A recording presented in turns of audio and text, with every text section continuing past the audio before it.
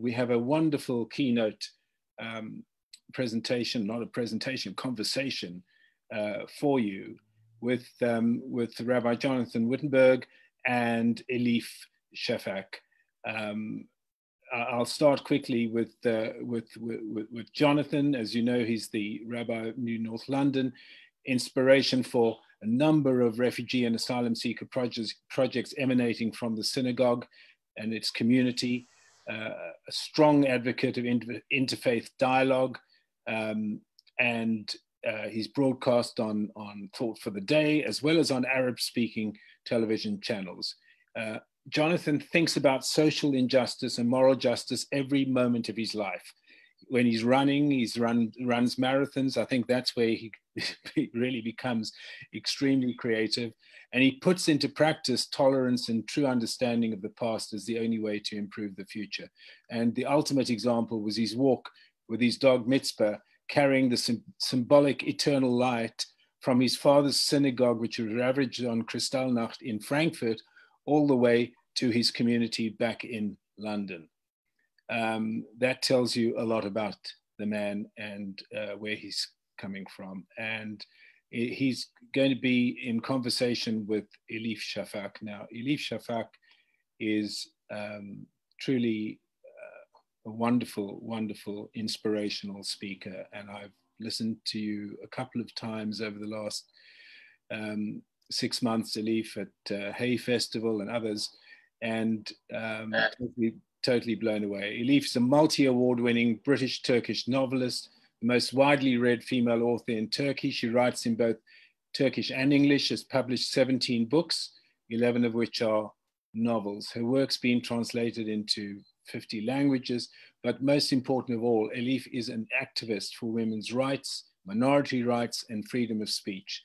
And she also writes and speaks about a range of issues, including global and cultural politics, the future of Europe, Turkey, the Middle East. We'll hear all about that today in some shape or form, democracy and pluralism. Elif is a TED speaker, global speaker, as many other influential audiences that she has spoken to. And the one telling comment that I picked up on when I Googled her background is that Politico named her as one of the 12 people that will give you a much needed lift of the heart. And that's what we need today, Elif. So over to Jonathan and to you for this really much heralded conversation. Thank you, Jonathan. Thank you, David, for those very warm and more than generous words. And I really appreciate everybody's participation here and the work on the ground and in collective thinking that is going on in this conference, and which everybody here is devoting their lives to. I'm full of admiration for it. Elif, it's a great pleasure, and it's a huge honor for us to have you with us. And thank you so much. And you're a wonderful, wonderful writer and speaker. And we thought then we would begin with stories. I know that my life has been hugely influenced by both my parents being refugees in their, when they were teens. Can you say something about your own experience of belonging in more than one culture, the complexities of belonging in this multiple world that you have faced and that many refugees face? Thank you so much. I'm very grateful, David, for your very warm and generous words. And Rabbi Jonathan, I really appreciate this conversation. To me, it's very inspiring. I think, just like you, the past, the journeys that we've gone through left an impact on me and on my writing as well. Part of the stories, I think the fact that I was born in another country, I was born in France, in Strasbourg, to Turkish parents. And the first house that I was raised in was full of immigrants, actually, lots of students from all over the world, but particularly North Africa, the Middle East, leftist students who wanted to change the world, who spoke about revolution. And from that house, afterwards, I was brought to Turkey because my parents separated. and my father stayed in France, my mom came to Turkey, to Ankara, because for her, Turkey was motherland, whereas for me, it was a new country altogether. And we came to a very conservative, very patriarchal neighborhood, my maternal grandmother's neighborhood. And from that moment onwards, I was raised by two women, very different women, my mother and my grandmother. And I think what left a big impact on me was the solidarity, the sisterhood between them. And I'm a big believer in the need for women to support each other. And I think if we can manage that, the impact of that kind of support goes beyond generations. It changed my mother's life, my own life, and probably my children's as well. The support that my grandmother gave us at that critical moment in time. And the reason I'm mentioning this is because I think in some ways life has been always nomadic for me. There were times when I lived in Jordan, Amman, Germany, in the US, in Boston, Michigan, Arizona, back to Istanbul. Istanbul has always been my big love connection, and I think it's very visible in my writing. But I also felt suffocated as a writer, and about 12 years ago, I moved to the UK.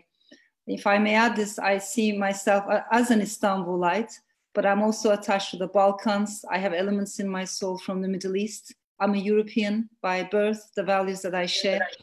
A British citizen I became over the years. And despite what politicians have been telling us, I would like to think of myself as a citizen of the world and a citizen of humanity. This does not mean that you're floating in the air aimlessly without caring about anything. Just the opposite, I think. If we have multiple belongings, and we all have multiple belongings, it means that you do care about multiple things simultaneously. That multiplicity, I think, is enormously important, because I think it's key to the imaginative space to empathize with others. And I want to come back to that, but you mentioned something just now. It's a little bit off the questions that we discussed yesterday. You mentioned the solidarity of generations, your grandmother, your mother, the very different women, and the solidarity between women. Some of my contact with refugees is, here are people who, in their flight from home, that support of the family, that chain has been broken. Yeah. I remember asking one or two people who stayed in our home, have you been able to speak to your parents at all? Sometimes the answer is yes, sometimes no. Sometimes I don't know where they are for the last 10 decades, or whether they're alive or dead. Are you able to reflect on what the loss of that continuity of support can mean for people? Absolutely, and that's why we need safe passages, safe routes for refugees. I think it's incredibly crucial that they are able to connect with their loved ones, with their families, and communicate with their loved ones. We have seen, especially in the case of child refugees, completely left all alone, which adds a lot to the hardships that they're already suffering and going through. I find it very crucial that we keep those networks, communication alive and possible. You haven't had me. Just to remind everybody to please mute yourselves if you kindly can. Is there any replication for the support of family in the way that we welcome refugees to this country, perhaps into our homes? Can we offer anything of that kind of solidarity to people who've been so profoundly uprooted, not just physically, but emotionally and spiritually? Yeah, I find this question so important. Of course, families are incredibly crucial, but we need to also bear in mind that in some cases, families are not as supportive as we think they should be. For instance, we see this particularly with LGBTQ minorities.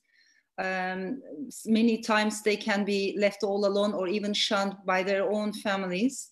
So maybe based on my own personal observations in Istanbul, across the region, in my latest novel, I mentioned two types of families. One of the first is blood families, and if our blood families are tender and caring, compassionate, that is a blessing, and we should really appreciate that.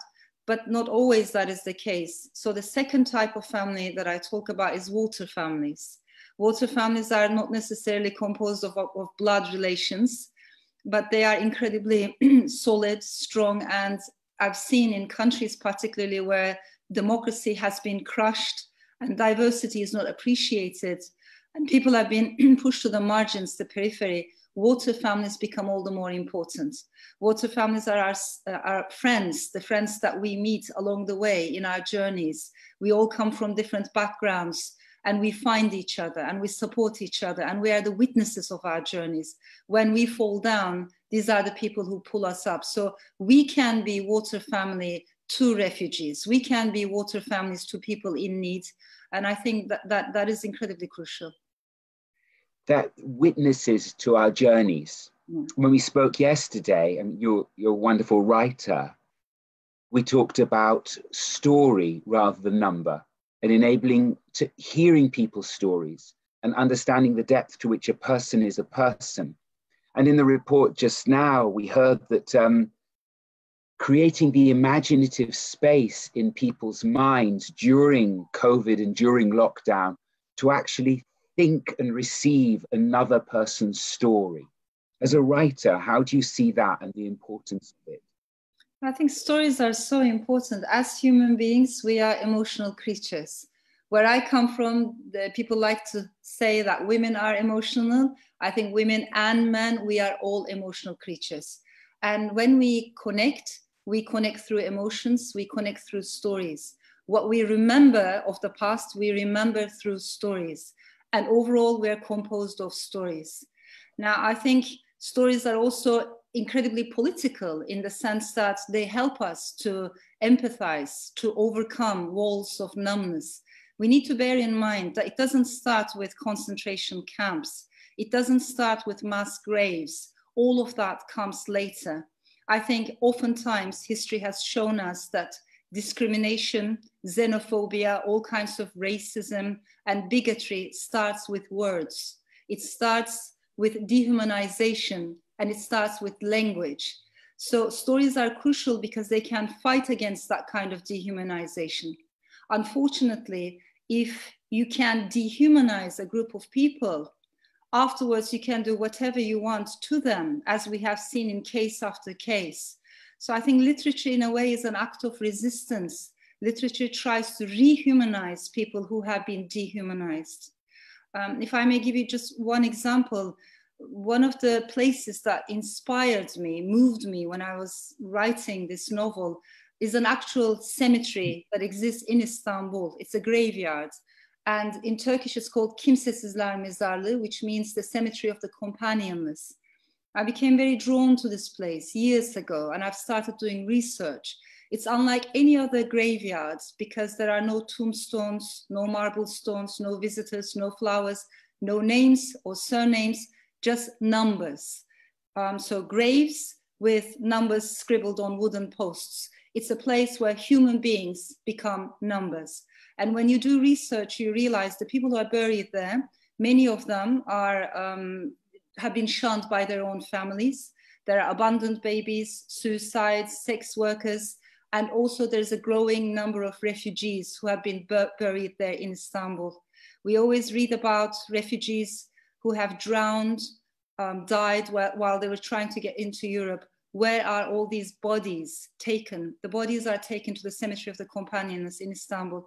So it's a very sad place where an Afghan refugee or a Syrian refugee might be buried next to a Turkish sex worker or a Kurdish abandoned baby, and they all become numbers. And my instinct as a writer was to pick at least one of those numbers and try to reverse the process and turn a number into a human being. And it's through stories that we do that and fight against dehumanization. You remind me how I was just visited Lesbos, but only for a day. And it was a day when very few people were coming across from Turkey, something I want to ask you about. And we went, I asked to go and see the cemetery there, which one particular man, it had been his initiative. And there was grave after the grave. They weren't numbers, but all they could say about many people was a child drowned, a baby drowned. Yeah. It was heartrending. And that endeavor of turning numbers back into people of as a society, turning somebody who might label as an asylum seeker with all the pejoratives that can go with that into someone who's welcomed as a human being with a future and contribution to our society is so important. And, absolutely. Thank you. Absolutely. Thank you.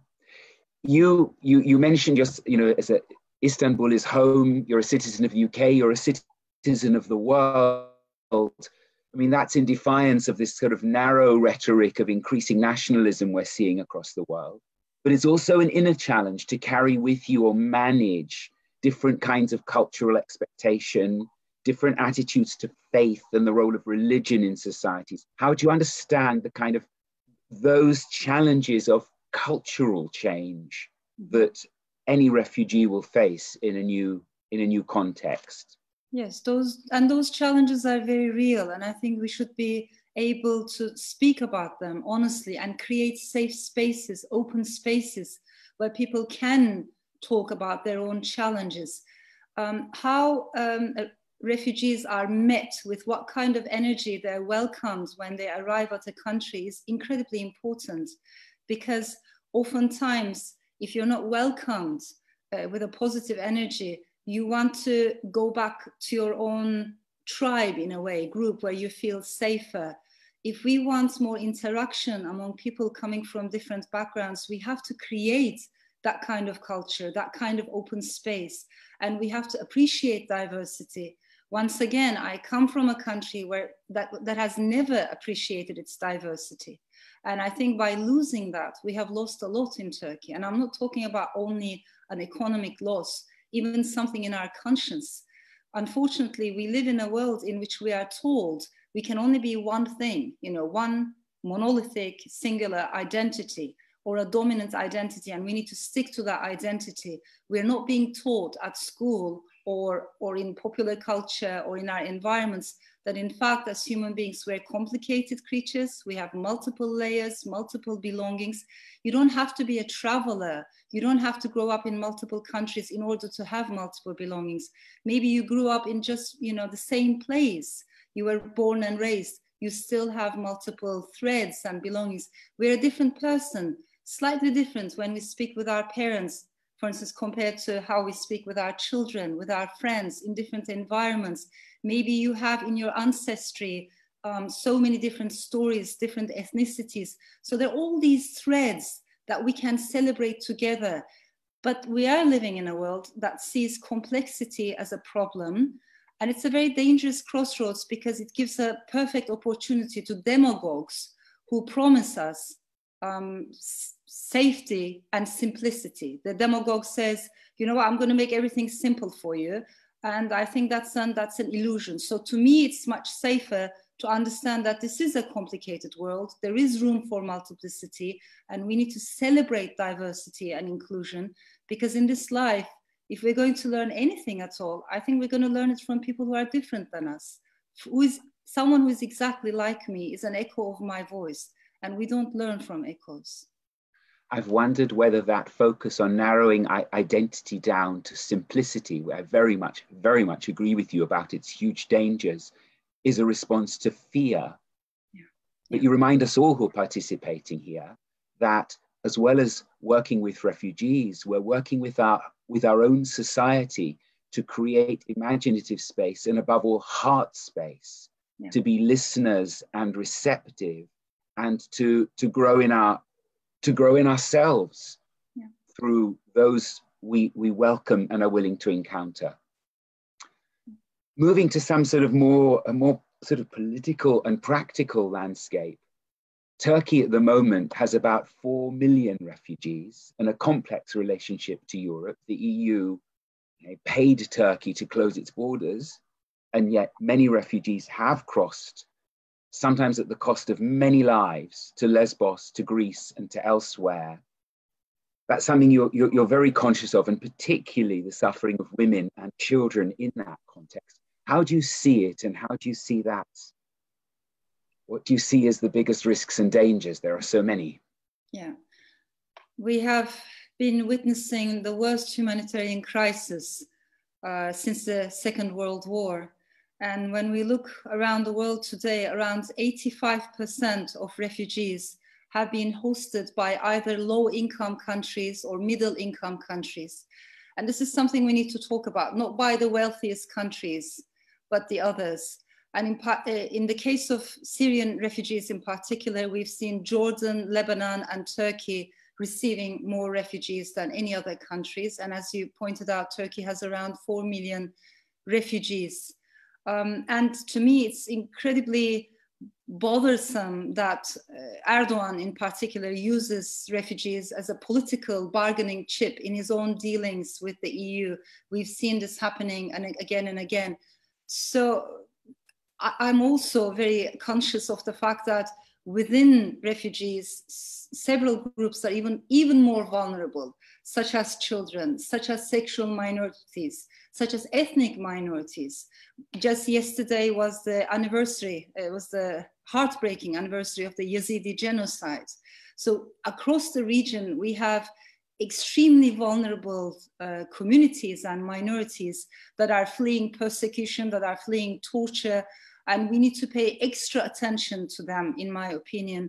There's a lot that needs to be done. It is incredibly urgent, and it's not a problem that can be outsourced. I think we need to work on it as human beings collectively, and that's why we need global cooperation and global communication at this moment in time. And to me, the irony is, at a moment when we have massive global challenges, starting with climate emergency, with the refugee crisis, whether the possibility of another pandemic, these are all massively global challenges. We are seeing the rise of isolationism, we are seeing the rise of nationalism, tribalism, and the tendency to build more walls. That's not going to be the solution or the way forward. Now, David Miliband yesterday spoke about what safety consists of, and he challenged the notion that safety consists in that rather facile notion that you keep people out, but rather that in being open to people and enabling their contributions to multiple societies, we have a far safer and spiritually richer world. What would you say? I imagine you would agree. I fully agree. And also I believe the safety that we're being promised by populist demagogues is an illusion. Demagogues are telling us that we will be safer if we are surrounded by sameness, that if we are in our own tribes, if we are in monolithic groups. First of all, that is an illusion. But secondly, it's not feasible at all. Whether we like it or not, we live in a world that is hugely interconnected. So much so that a virus that originates in one part of the world affects the lives and livelihoods of people miles and miles away. It is healthier for us, safer for us to think about our challenges as humankind together. And also, I don't think we're solving the problem. We're just postponing the problem a little bit, buying time. But in the meantime, the problem is growing and growing. And the way it is being peddling, people have been inciting fear, anxiety, especially across the European continent. We have seen country after country, like in Hungary, like in Poland, the rhetoric that I have heard in Turkey, using this populist nationalism, inciting. We've seen it in Italy, we've seen it in Spain. None of that is the way forward. And I'm afraid it's just an illusion of safety that they're trying to create. And we see it in the UK. Yeah. In the UK for sure as well. Yeah. We have here 35 organizations working grassroots with refugees and asylum seekers. David Miliband also said that as part of an international refugee organization involved with rescue, the best partnerships that can be made are with groups working on the ground and grassroots groups. What would you say to the different groups or participants here? We're near the end of our time, so just almost in closing words now, the most important challenges to be addressed by people who are devoting their lives really to working on the ground with refugees. I have to say I so admire, I so respect the work that you're doing, and I find it so crucial. I think as humanity, we have arrived at a crossroads, and the decisions that we will be taking right now will have a huge impact on many, many generations to come. Sometimes people with all the good intentions ask, when will we go back to the normal, to the way things were before the pandemic? I do not want to go back to the way things were before the pandemic. The system, in many ways, it is broken. And we need to face that. And we need to see this perhaps as an opportunity or as a starting point to rebuild everything. And that includes paying attention. That means paying a central attention to inequalities. We need to talk about inequality. I think inequalities and the gaps that keep us apart as human beings, all of that needs to be at the center of our endeavors, efforts from now on. It's not a side issue. It's not a footnote. I find it very important that we keep alive an internationalist spirit. We communicate beyond borders, but all borders, by that I mean national, ethnic, class, create open spaces. Two things for me are crucial: global cooperation, but also grassroots work. And how do we communicate that? How do we build that? As we are trying to keep that alive, I think we're going to need stories. We're going to need emotional intelligence. Otherwise, what I'm afraid about is numbness, indifference. When I read the testimonies of people who have gone through the darkest chapters in human history, almost all of them are saying something very similar. They're saying, how come such horrific things can happen on such a broad scale? Is it because human beings are bad by nature? And the survivors are saying, there are some bad people, but most people, like you, like me, it's a combination of good and bad. So again, the question is, how can these atrocities happen again and again? But like we've seen in Myanmar, like we've seen with the Yazidi genocide. So what the survivors are saying, maybe the opposite of goodness is not necessarily evil, like we think. Maybe the opposite of goodness is in fact numbness, is indifference. And if enough number of people become indifferent, numb, desensitized, then lots of horrible things can happen. So I think we need to fight against this indifference and numbness that is incredibly widespread at the moment. We need to find ways to help people to connect, but also make them care about what's going on and care about someone else's pain. Thank you so much. An appeal for openness of heart, openness of mind, openness of imagination.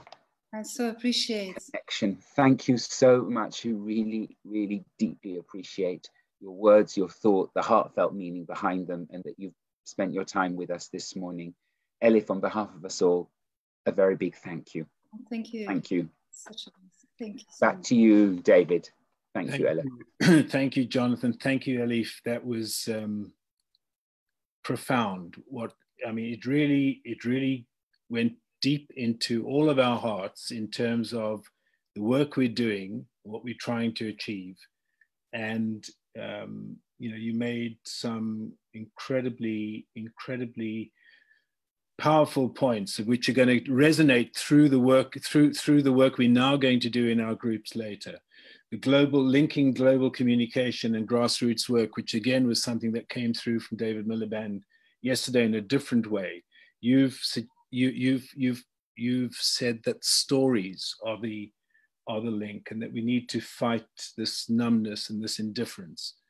And if I can just bring you back to something that has stayed with me every time, ever since I heard you first speak a year or two ago, when you made a distinction between information, knowledge, and wisdom.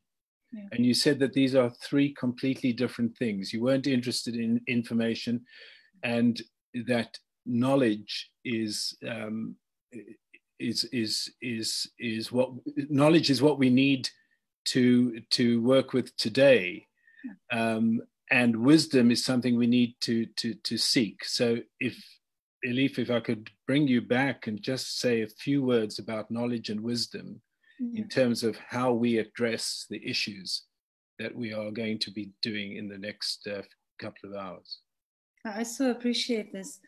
We have almost over-romanticized information, haven't we? We've talked about living in an information age, and you might remember in especially late 1990s, early 2000s, there was so much optimism that thanks to digital technologies, we were all going to make enormous progress.